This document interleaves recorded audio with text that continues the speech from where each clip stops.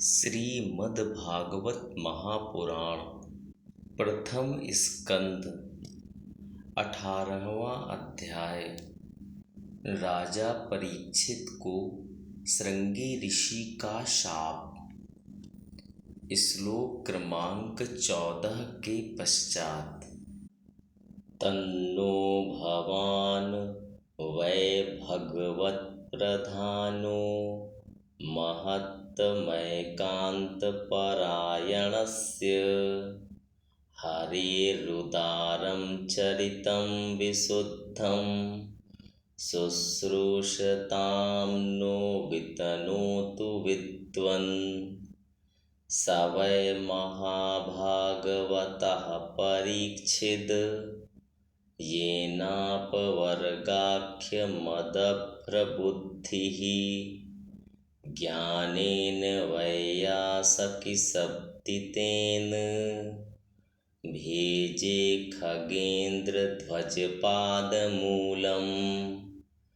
तन्नः परं पुण्यं सम्भ्रतार्थमाख्यानमत्यद्भुतयोगनिष्ठम् आख्याह्यनन्ता चरितोपपन्नं पारीक्षितं भागवताभिरामम्। सूत उवाच अहो वयं जन्मभृतोऽद्हा स्म वृद्धानुवृत्त्यापि विलोमजाताः। दौष्कुल्यमाधिं विधुनोति शीघ्रं महत्तमानामभिधानयोगः। कुतः पुनर्गृणतो नाम तस्य महत्तमैकान्तपरायणस्य। योऽनन्तशक्तिर्भगवानन्तो महद्गुणत्वादयमनन्तमाहुः। एतावतालं ननु सूचितेन गुणैरसाम्यानतिशायनस्य। हित्वेतरान् प्रार्थयतो विभूतिर्यस्याङ्घ्रिरेणुं जुषते नभीप्सोः। विद्वान, आप भगवान को ही अपने जीवन का ध्रुव तारा मानते हैं, इसलिए आप सत्पुरुषों के एकमात्र आश्रय भगवान के उदार और विशुद्ध चरित्रों का हम श्रद्धालु श्रोताओं के लिए विस्तार से वर्णन कीजिए।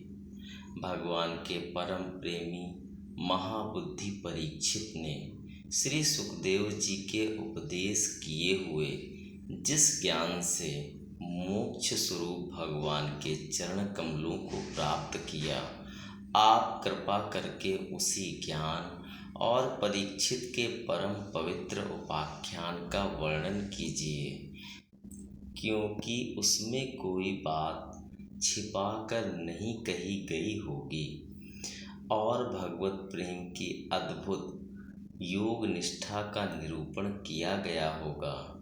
उसमें पद पद पर भगवान श्री कृष्ण की लीलाओं का वर्णन हुआ होगा।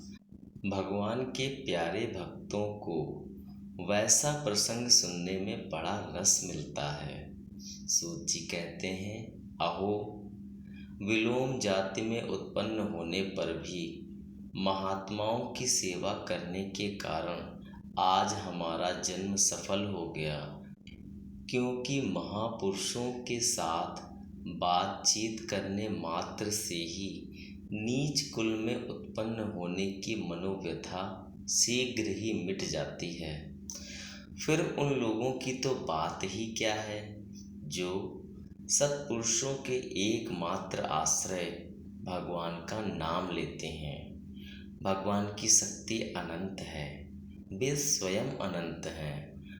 वास्तव में उनके गुणों की अनंतता के कारण ही उन्हें अनंत कहा गया है।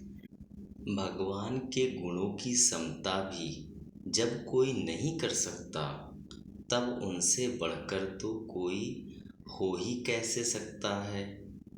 उनके गुणों की यह विशेषता समझाने के लिए इतना कह देना ही पर्याप्त है कि लक्ष्मी जी अपने को प्राप्त करने की इच्छा से प्रार्थना करने वाले ब्रह्मादि देवताओं को छोड़कर भगवान के न चाहने पर भी उनके चरण कमलों की रज का ही सेवन करती हैं।